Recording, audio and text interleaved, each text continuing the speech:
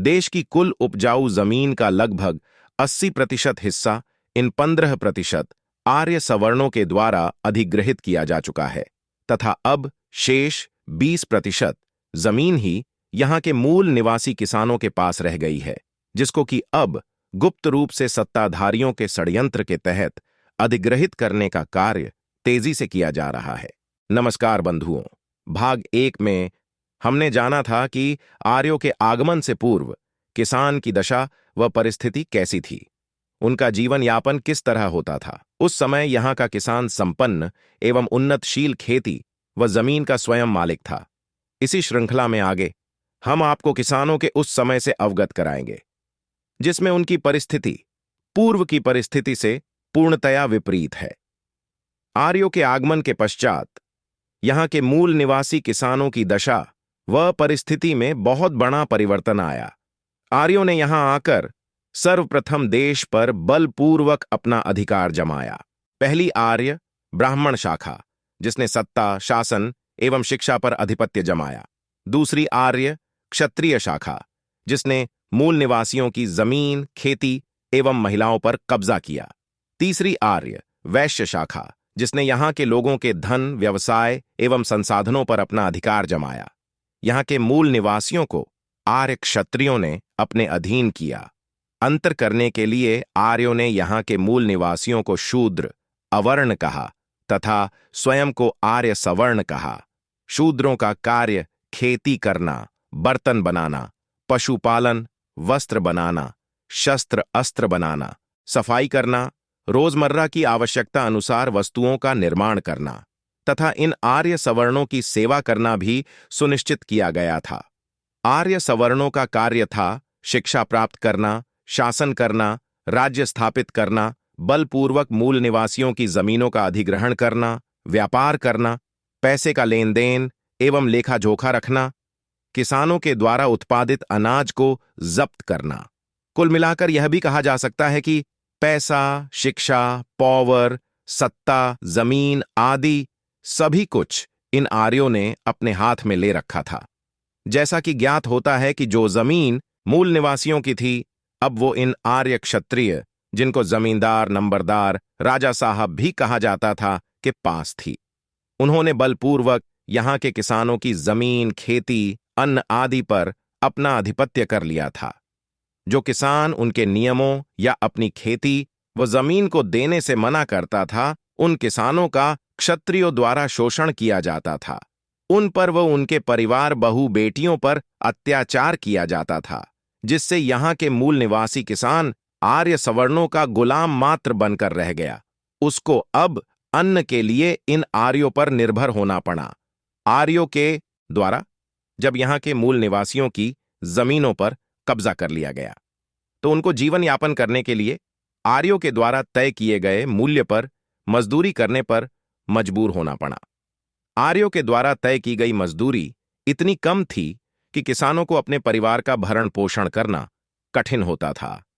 कभी कभी किसानों के पास अन्न की कमी के कारण उनको एक समय के भोजन से ही गुजारा करना पड़ता था, जिससे दिन पे दिन यहाँ का किसान स्वास्थ्य एवं आर्थिक रूप से निर्बल व कमजोर होता गया, जिससे उनको अंत में इन आर्यों की गुलामी स्वीकार करनी पड़ी। मुगल एवं ब्रिटिश काल में भी इन आर्यों की कूटनीति, राजनीति एवं सह के चलते तथा सत्ता के लालच के कारण मूल निवासी किसानों की दशा दयनीय ही रही।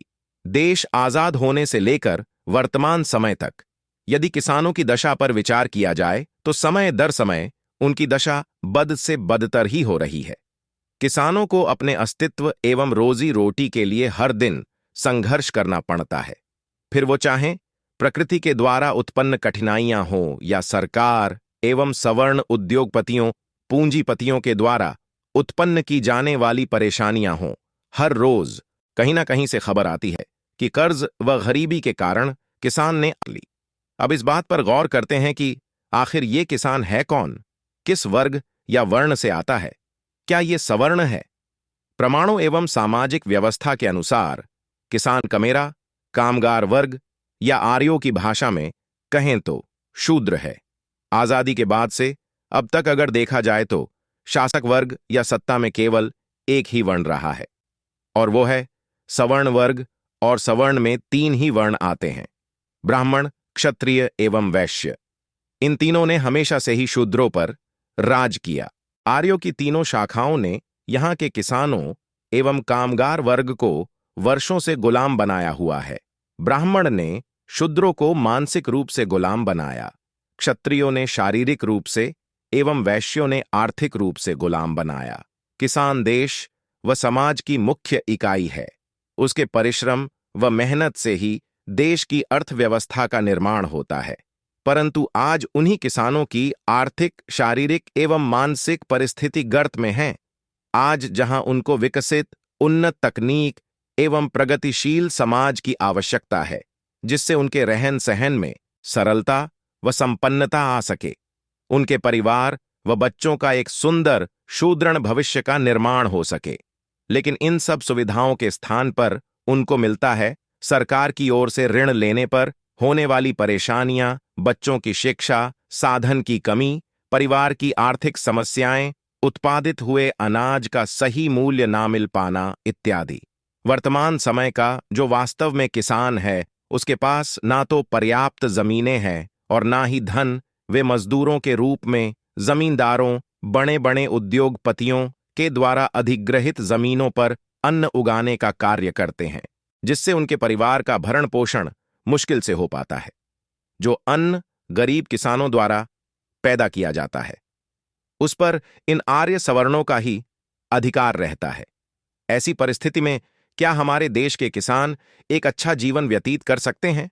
विचार अवश्य ही करें। आज किसान 2 भागों में विभाजित है।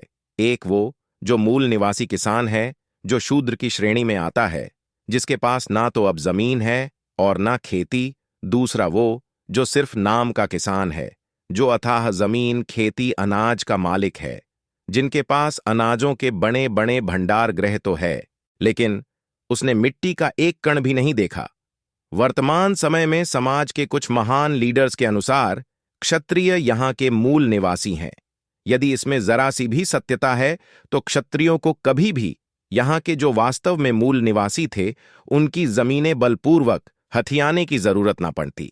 यकीन ना हो तो इतिहास में झांक कर देखें। आर्य क्षत्रियों ने यहाँ के आदिवासी, दलित, पिछड़ों पर अत्याचार, शोषण और मारपीट कर उनकी जमीनों पर कब्जा किया। यहाँ के मूल निवासी किसानों की बहू बेटियों, महिलाओं के साथ दरंदगी करने वाले अधिकतर यही क्षत्रिय थे और वर्तमान समय में भी यही हो रहा है। प्रत्यक्ष को प्रमाण की आवश्यकता नहीं होती। यदि आप समाज में होने वाली घटनाओं पर ध्यान देंगे तो आप पाएंगे कि अत्याचार, शोषण, मारपीट जैसी घटनाओं में ज्यादातर शोषणकर्ता सवर्ण, आर्य, क्षत्रिय है और अत्याचार सहन करने वाले निम्न व मध्यम वर्ग व जाति के लोग ही है। ब्राह्मणों ने तो बहुजनों को मानसिक रूप से ही प्रताड़ित किया, परंतु क्षत्रियों ने हमें सभी प्रकार से प्रताड़ित किया है। यदि ये सब भी नजरअंदाज कर दिया जाए तो विज्ञान से बड़ा कोई साक्ष्य नहीं। 2001 की डीएनए रिपोर्ट उठाकर देख लें, जिसमें ब्राह्मण, क्षत्रिय, वैश्य इन तीनों 15% आर्यों का डीएनए यहाँ के मूल निवासी शूद्रों से अलग है। जानेंगे तभी समझेंगे, वरना समाज के सौदागरों के द्वारा मूल निवासी सदैव भ्रमित किए जाते रहेंगे और बार बार गुलाम होते रहेंगे, कभी ब्राह्मण के द्वारा, कभी क्षत्रियों के द्वारा। यदि आप मूल निवासी किसानों की परेशानियों व संघर्ष को महसूस करते हैं तथा उनके लिए संघर्षरत हैं, तो वीडियो को लाइक, शेयर व सब्सक्राइब अवश्य करें। धन्यवाद।